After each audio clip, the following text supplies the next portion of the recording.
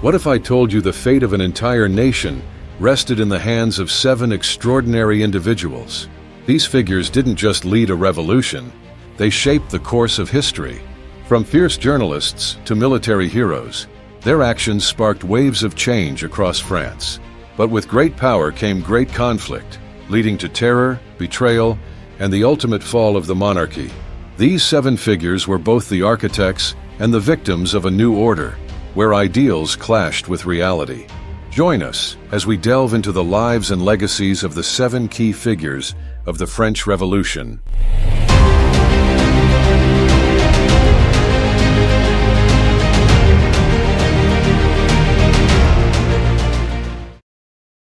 Emmanuel Joseph Sieyès. Emmanuel Joseph Sieyès was a member of the clergy and a proponent of freedom. He had a significant influence before the French Revolution through his book, What is the Third Estate? In the book, he proposed that the Third Estate, which comprised 98% of the population, should have real representation in the government. This idea later became one of the core principles of the French Revolution. In May 1799, Sieyès was appointed as one of the directors of the French Republic. However, he was dissatisfied with the corruption in the government. Therefore, in November of the same year, Sieyès and his allies carried out a coup d'état. This action paved the way for the coup d'état on November 9, 1799, in which the famous military leader Napoleon Bonaparte seized power. This coup marked the end of the French Revolution. Afterwards, Bonaparte, Sieyès, and Roger Ducos were appointed as temporary consuls of the French Republic, marking the beginning of a new era in the country's history. Marquis de Lafayette. Marquis de Lafayette was a French nobleman who supported freedom. He was famous for leading French forces in the American Revolution and was honored as a military hero, advocating for liberty in France. Based on the ideas of Thomas Jefferson and Montesquieu, Lafayette wrote the Declaration of the Rights of Man and of the Citizen. After the events of the Bastille, he was appointed as the commander-in-chief of the National Guard. However, his reputation was shaken after the flight to Varennes in June 1791, when the royal family attempted to escape France, and Lafayette was accused of involvement. His reputation was further damaged when, in 1791, the National Guard fired on protesters at the Champ de Mars. As political conflicts escalated, Lafayette's moderate stance became a target of extremists. This ultimately led to his arrest. Lafayette attempted to escape France, but was captured by Austrian forces and imprisoned for 5 years. He was only released after Napoleon Bonaparte seized power in France. Jean-Paul Marat. Jean-Paul Marat was a highly influential journalist during the French Revolution. He was the editor of the magazine L'Ami du Peuple, the Friend of the People, known for his extreme views and uncompromising stance towards revolutionary leaders, especially those with conservative ideas. Marat was famous for strongly supporting the sans-culottes, a group within the working class.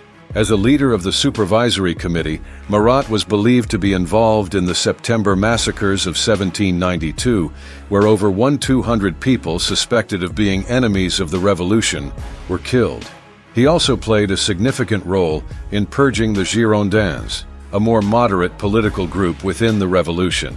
Marat was assassinated by Charlotte Corday, a supporter of the Girondins, while he was taking a bath to treat a skin condition. His death caused shock, and he was given a grand funeral with the participation of the entire National Convention, where he was praised as a martyr of the revolution. Jacques-Pierre Brissot.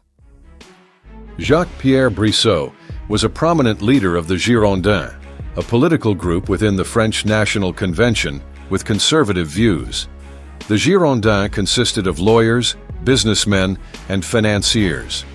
They supported the establishment of a constitutional monarchy, in contrast to the more radical Montagnards, who advocated for the protection of the urban working class. Brissot's influence was so significant that the Girondins were often referred to as the Brissotins. After King Louis XVI was arrested on charges of treason, Brissot opposed his execution and called for a referendum on the matter.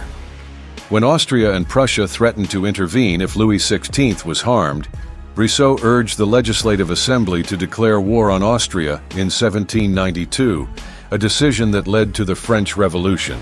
On June 6, 1793, the people of Paris armed themselves and besieged the Convention building, forcing the removal of Girondin members. Brissot and his allies were subsequently seen as enemies of the revolution and executed in October of that year. Olympe de Gouges. Olympe de Gouges was a playwright and member of the Girondin faction, known for her advocacy against slavery and for women's rights in the new French Republic. She wrote the Declaration of the Rights of Woman and the Female Citizen in 1791, arguing that if women could be executed on the guillotine, they should also have the right to speak on the podium. Gouges also sent a letter to the National Assembly proposing the protection of King Louis XVI during his trial. This caused outrage.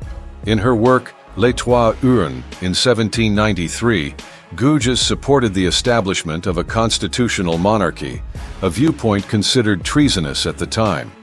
As a result, she was executed just 3 days after other members of the Girondin faction were executed.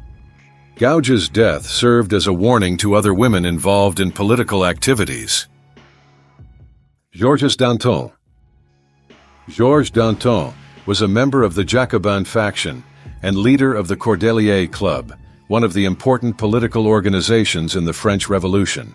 In 1792, while holding the position of Minister of Justice, Danton delivered a famous speech on September 2nd, inciting the September massacres. He was also the first president of the Committee of Public Safety. However, after the Girondin faction was removed from power, Danton began to speak out against the use of violence in politics. His relationship with his former friend Robespierre became strained. Robespierre later accused Danton of counter-revolutionary activities, alleging that Danton had profited financially from the revolution. As a result, Danton was sentenced to death and executed by guillotine on April 5, 1794. The Maximilien Robespierre. Maximilien Robespierre was a famous lawyer and orator who became the leader of the radical Jacobin faction in the French National Convention. Since the Estates General period, he had been advocating for the expansion of male suffrage, the abolition of slavery, and the protection of the rights of the sans-culottes. After removing the Girondins from power in June 1793, Robespierre's group, known as the Montagnards, meaning mountain people or upper people, established the Committee of Public Safety. This committee became the practical governing body of France, with Robespierre taking on a leadership role. During the Terror under the leadership of the committee, about 40,000 people were executed or massacred. By July 1794, the panic and anxiety about who would be the next victim to be executed contributed to the coup on July 27, 1794. In this coup, Robespierre was arrested and later executed the following day.